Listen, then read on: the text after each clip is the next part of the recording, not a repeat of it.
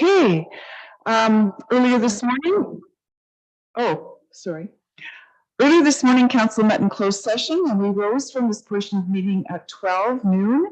I will call the regular meeting back to order now. During the closed session, Council discussed a matter relating to pay equity review, and the following motion is now being considered in open session. That the 2023 salary grid review conducted by Pest and Associates be approved, and that the 2023 salary grid be applied retroactively to January 1st, 2023, or the employee hire/rehire date within 2023 for those employed actively at work as of July 5th, 2023. And further, that the CAO be directed to proceed with staffing alignments in accordance with the job evaluation. Could I have a mover, please, and a seconder? Councillor Cates and Councillor Shipley, all in favor? And that carries. Thank you. Okay, is there any other business that Council wants to raise? I have my monthly report to give to you. June kicked off with the Medway High School commencement at Western Fair Agriplex, and I think we even had staff members who had people graduate, so that was really good news. Councillor Cates and I attended the AORS event in Strathroy on June 8th, and this was a really big event. I was surprised to see how many exhibits there were. The Jonai complex was filled with displays, and there was a lot of equipment out in the area around the building.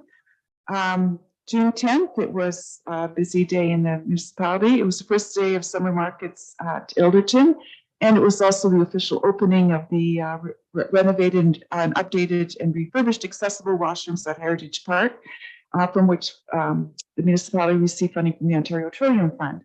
And from there, I went to Poplar Hill, where they had the Poplar Hill picnic, and it was like a beautiful day, like always, I guess. They order that. There were prize other goodies and all the usual races and events that the kids could participate in. And then, of course, in the evening, the Poplar Hill Lions had their annual chicken dinner there. So a great way to wrap up the day. On the 16th of June, I attended the inaugural meeting of the Ontario Municipal Association Health Task Force. And the people around the table included both elected staff officials and representatives from municipalities, the staff representatives, that is, as well as sector associations that AMO collaborates and aligns with. And this group included people from Alpha, which represents public health in Ontario, the Advantage Ontario group that represents long-term care homes, OAPC, which is the Ontario Association of Paramedic Chiefs, CMHA spoke to mental health and addictions issues, as well as representatives from the Ontario Federation of Indigenous Friendship Centres. And the intention of this whole group then is to take an integrated approach to looking at mental health issues, identifying those and solutions to inform the public policy that is developed at Queen's Park. And the work on this project will continue for sure for the next September, October, November, December, so the fall period. And we'll see where I'll keep you updated on that. On the 17th of June, the Middlesex Center Pollinator Group held their first ever Celebrate Nature event. They had displays and lectures and speakers. It was really clear that they did a lot of thinking and planning for this. They had something for everyone. So that was a good time. And Deputy Mayor Brennan has already updated council on council meetings at county, so I'll just skip all that. On the 21st, there was an educational session in the afternoon before we had a regularly scheduled council meeting. Dr. David Sills, who's a professor at UWO, gave a talk and presented information about tornadoes, which was very cool. We learned about the research that's being done on where, when, and why these weather events occur, and how they move and the kind of power they exert on people and buildings. It was truly fascinating, and we were grateful to have an opportunity to learn about this research. And yes, there is a municipal consequence to all of this learning.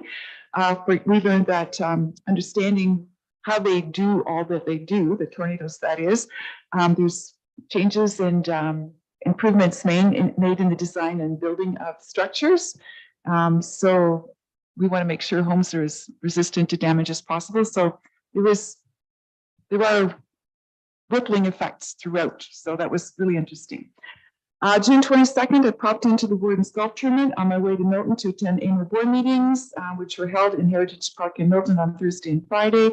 On Monday, the 26th, the Middlesex Health Group health unit opened the dental clinic in Strathroy, which was much welcomed. It's been a long awaited thing, and it's needed in the county. Make sure that there are facilities supporting people who live in rural areas. So we were grateful for that.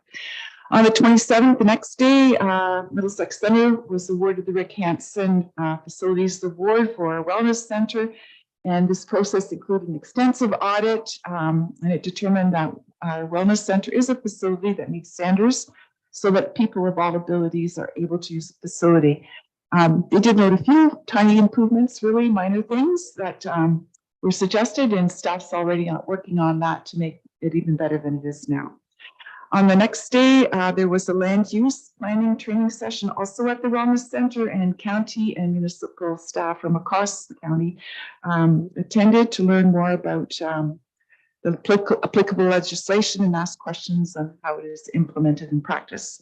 And on Thursday, I joined the warden for a ride on the new transit service that runs between Lucan and Ilderton, Arva, Masonville, and Fanshawe College.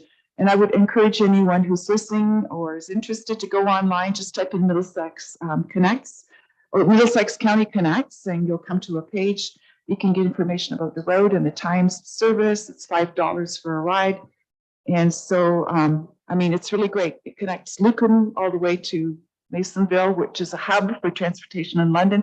You can jump on buses. You can take your bicycle and get onto the bike paths and access all kinds of things to see. And it also goes to Fanshawe, which was a hot spot for the original pilot, which brought a lot of students in from Dorchester. So we've already had feedback. I've had feedback from people in Ilderton whose comment is, my kids can live at home. They can jump on a bus and go like everyone knows how hard it is to get housing around Western and the cost of it. So I think it's a good thing. And that is my report. So unless there are any questions, I think we can move to bylaws. There are 3. And the motion before us is that bylaws 2023, numbers 78 through 80, be adopted as printed. Could I have a mover, please? Councillor Bruce, and seconded by Councillor Cates. All in favor? Thank you. That's carried. And then the adjournment today is, the motion is that council adjourns on the meeting of the 5th of July, 2023 at 12:11. 11. It just changed. Mover, please. Thank you, Councillor Shipley and Councillor Arts. All in favor? That's carried.